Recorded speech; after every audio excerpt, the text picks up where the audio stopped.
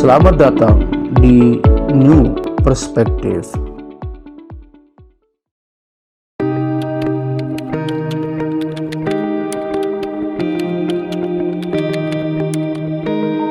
Assalamualaikum warahmatullahi wabarakatuh. Kembali lagi di New Perspective. Kita mendiskusikan isu-isu sosial dan politik yang sedang hangat menjadi perhatian dan atensi publik. Nah, pada kesempatan ini kita tetap bersama narasumber kita Pak Dr. Saiful Hamdi. Nah, pada podcast kali ini saya dan Pak Dr. Saiful Hamdi akan berdiskusi terkait dengan isu yang sedang hangat lah di internal NW dan NWDI. Nah, seperti yang kita ketahui memang sudah ada kesepakatan bahwa yang dianjani tetap menggunakan nama Nahdlatul Watan, sedangkan yang dipancor menggunakan Nahdlatul Watan Diniyah Islamiyah. Tapi meski sudah ada kesepakatan, hal ini kita ketahui memang belum menyelesaikan masalah yang ada di internal NW maupun NWDI. Dan sekarang memang di internal NW dan NWDI ini lagi hangat lah terkait dengan adanya surat pernyataan yang disampaikan oleh Tuan Guru Ihsan Saparudin, yang dalam pernyataannya bahwa dia menyebutkan TGB Zainul Majdi itu disebut tidak boleh memimpin NW dan memegang yayasan NW, tetapi hanya boleh menjadi guru, dan ini memang memunculkan polemik tersendiri di internal NWDI gitu. Dan ini kita akan diskusikan dengan Pak Dr. Saiful Hamdi. Nah, Pak Dokter, seperti apa Pak Dokter melihat adanya surat pernyataan dari Tuan Guru Ihsan Saparudin, alumni Mahat 94, yang mengaku bahwa beliau pernah mendengar pernyataan dari Almarhumullah Maulana Syekh bahwa Muhammad Zainul Majdi tidak boleh menjadi pimpinan NW dan tidak boleh memegang yayasan NW, tetapi hanya boleh menjadi guru begitu. Iya, terima kasih banyak Mas Yani. Ini saya kira isu yang menghangat kembali antara jamaah NW dengan NWDI. Karena bagaimanapun ini informasi yang sangat vital begitu, yang sangat vital dan sangat kontraproduktif menurut saya. Apakah kemudian ini bisa dibuktikan atau tidak? Kan menurut Tuan Guru Ihsan ini bahwa Maulana Syekh pernah menyampaikan Dokter Zainul Majdi ndek kanggo enti NW, ndek kanggo menjadi pemimpin yayasan dan hanya boleh menjadi guru. Ini yang kita baca ya di surat. Di surat pernyataan. Jadi surat pernyataan ini ada di sebuah buku yang baru dirilis oleh Pak Mugni dan teman-teman. Dan lalu kemudian teman-teman NWDI membalas ini hoax. Kemudian ada juga beberapa santri ya, alumni Ma'had yang sekelas dengan Tuan Guru Ihsan ini membantah Maulana Syekh tidak pernah berbicara begitu. Mas Yani, mungkin kalau bicara, saya tidak mau berbicara benar atau tidak ya informasi ini, karena ini butuh pembuktian. Apa kemudian buktinya Maulana Syekh pernah berbicara begitu? Ada nggak rekamannya? Ini saya kira perlu menjadi pertimbangan kita juga, karena bagaimanapun ini kan statement yang sangat besar ya, surat pernyataan yang kebenarannya ini kan harus membawa Maulana begitu, membawa Maulana yang kemudian menyebut personal ya. Jadi catatan saya yang pertama ini walaupun sudah ada perdamaian, ini kan mau dihapus langsung ya, mau dihapus, tidak boleh dimunculkan lagi karena memunculkan konflik ya, dan protes dari teman-teman NWDI begitu. Ya, saya kira Mas Yani ini perlu pembuktian ya. Yang kedua, saya melihat kan ini sebenarnya sudah nggak relevan lagi Mas Yani. Kenapa saya bilang tidak relevan? Kan NWDI sudah punya rumah sendiri ya. NW juga punya rumah sendiri. Kenapa harus kemudian masih tetap saling mengusik gitu, saling menyindir, saling mengganggu, saling saling ya, bisa aja kalau memang tidak benar kan ini bagian dari fitnah kan, memfitnah misalkan ya, bahwa pimpinan ini tidak boleh memegang organisasi begitu. Saya kira ini kurang relevan kalau menurut saya Mas Yani. Saya kadang-kadang ketawa kalau membaca ini apalagi yang muncul ini di masyarakat kita begitu. Eh, ya jadi itu ya. Jadi saya melihat ini tidak relevan lagi karena beliau kan udah Tuan Guru kan sudah membuat NWDI. Iya, Artinya iya. tidak kemudian merecoki teman-teman kita yang ada di Anjani. Saya kira kurang pas ya kalau misalkan ini kemudian kita munculkan lalu kemudian mengeluarkan statement seperti ini, pasti akan banyak resistensi ya, dan bisa memunculkan gelombang konflik yang besar. Dan lagi. Kita tidak mau itu. Pemerintah sudah memberikan warning bahwa jamaah NWDI dan NW harus harmonis ya, harus saling menghormati, tidak boleh saling mencela. Iya, iya. Nah itu yang kedua Mas Ani. Jadi saya tidak melihat bahwa ini relevan lagi begitu loh untuk konteks kita ber-NW dan ber-NWDI yang sekarang. Nah kemudian yang ketiga Mas Ani, apakah ini sesuai nggak dengan visi misi NW begitu? Ketika Maulana Syekh ya, seandainya ini benar, kita anggap benar. Ya. Apa alasan Maulana kemudian menyebut cucunya tidak boleh memimpin NW, tidak boleh menjadi ketua yayasan? Padahal kan menjadi pemimpin NW ya, kalau kita lihat NW ini kan harus siapapun boleh terlibat di sana. Kan tolak ukur ber-NW ini kan kalau menurut saya ya, apa katanya di itu, inna akramakum indi ampa'ukum linahdlatul wathon katanya kan. Bahwa sebenarnya ukuran orang diterima di NW itu satu itu aja Mas Ani. Anda bisa berkontribusi positif atau tidak. Ya. Wa inna syarrakum indi adarrukum linahdlatul wathon. Jadi justru orang-orang yang kemudian dianggap tidak ya, bisa diterima di NW itulah orang-orang yang melakukan pengerusakan. Ya.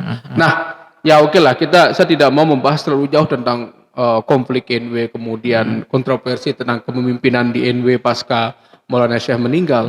Tetapi yang kita perhatikan sekarang kan bahwa kedua ormas ini ingin melanjutkan perjuangan Maulana Syekh. Ya. Artinya kan mereka ingin memberikan kontribusi yang positif kan untuk pengembangan NW. Ya.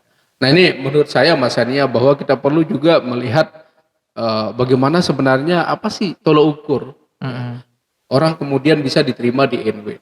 Jadi kalau misalkan dia ampaukum berarti jelas ya, Maulana Syekh mengatakan welcome ya.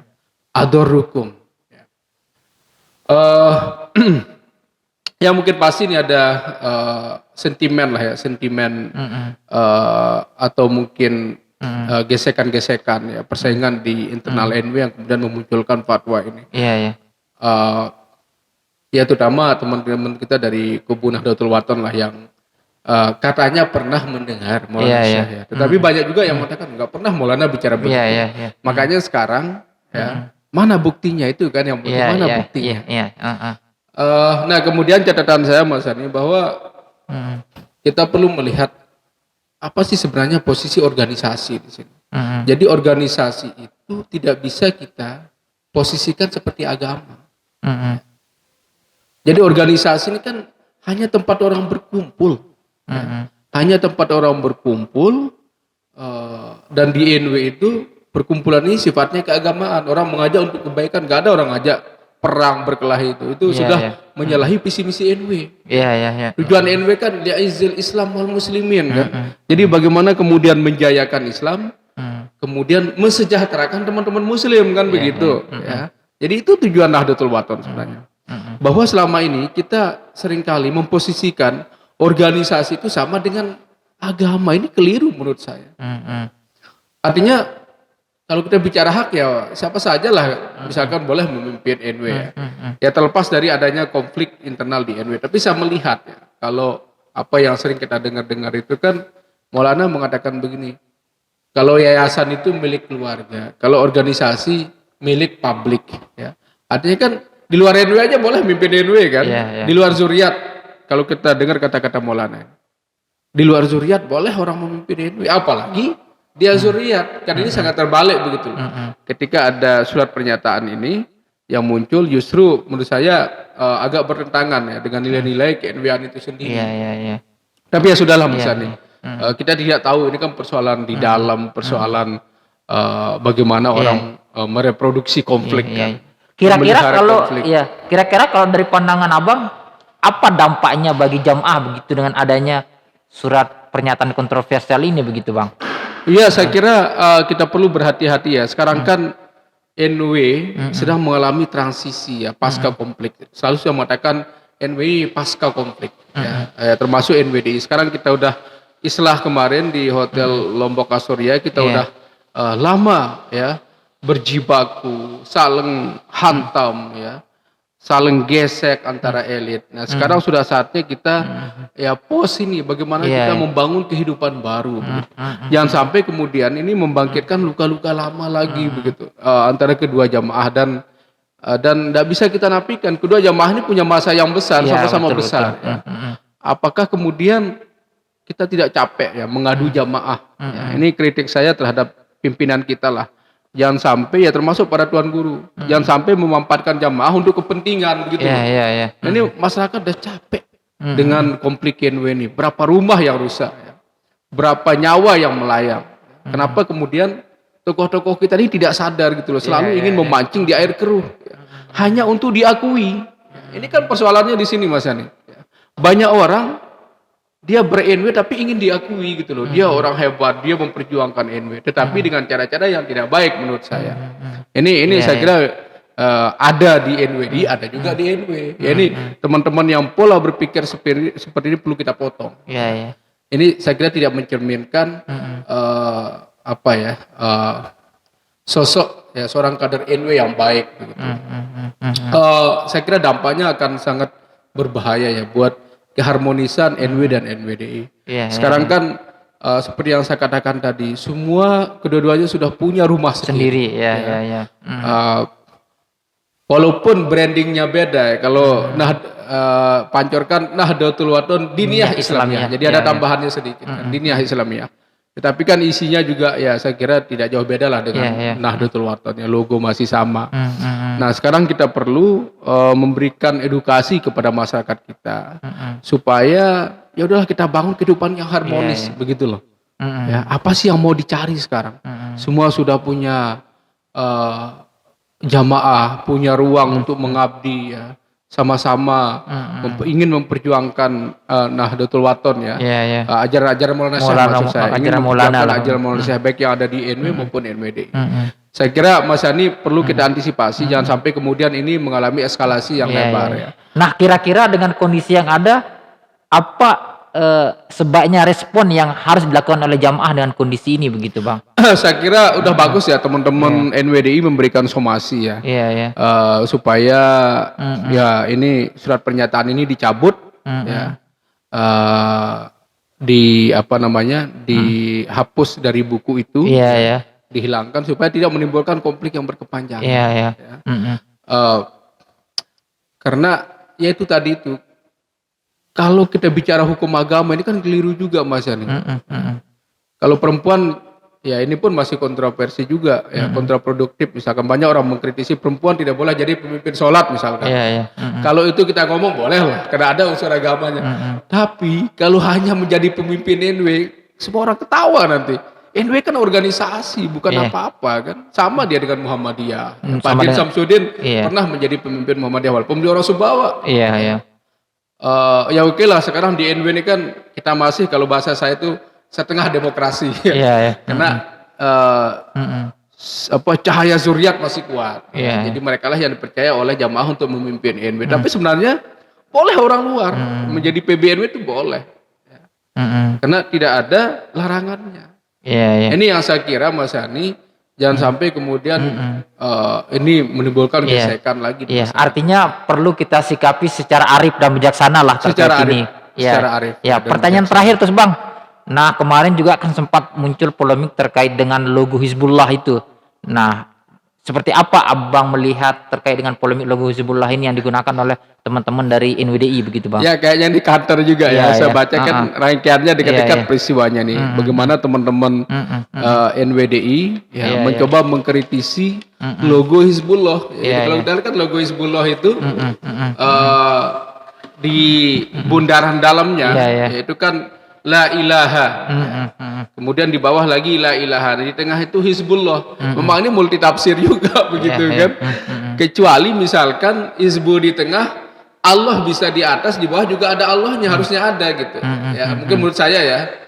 Karena kalau kita artikan secara harfiah ya, dua kemungkinan di sini, bisa saja orang Hizbullah nggak bertuhan gitu kan. Iya, iya, iya. Dan bisa juga tiada Tuhan kecuali Hizbullah. Iya. Nah, ini berbahaya juga ya. Iya, iya. Ya tetapi ya mungkin teman-teman Hizbullah pasti berdalih ini kan udah ada kata Allahnya di sana. Ini saya kira menarik lah bagaimana kemudian teman-teman NWDI mulai mengkritisi ya secara akademik ya. Saya kira bagus juga sih sebagai masukan ya. Misalkan logo ini mungkin perlu ditambah ya kata Allahnya, entah di atas sudah ada, mungkin di bawah juga perlu ada kata Allah, karena di bawah kan la ilaha juga gitu. Yang sampai orang baca la ilaha Hizbullah, ya tidak Tuhan selain Hizbullah, bahaya juga nanti itu. Artinya kita menuhankan kelompok jadinya kan. Ya tentu sih kalau kita tahu maksudnya pasti la ilaha illallah, bukan la ilaha Hizbullah gitu kan. Nah ini menjadi polemik juga begitu. Saya kira ini masukan lah, kalau ada masukan dari luar saya kira bagus-bagus saja lah, selama kemudian itu ada kebenarannya kan, tidak mengada-ngada. Oke, siap. Ya pemirsa, demikian diskusi kita dengan Pak Dr. Saiful Hamdi. Sampai berjumpa di News Perspektif dengan tema dan isu yang berbeda. Assalamualaikum warahmatullahi wabarakatuh. Waalaikumsalam warahmatullahi wabarakatuh.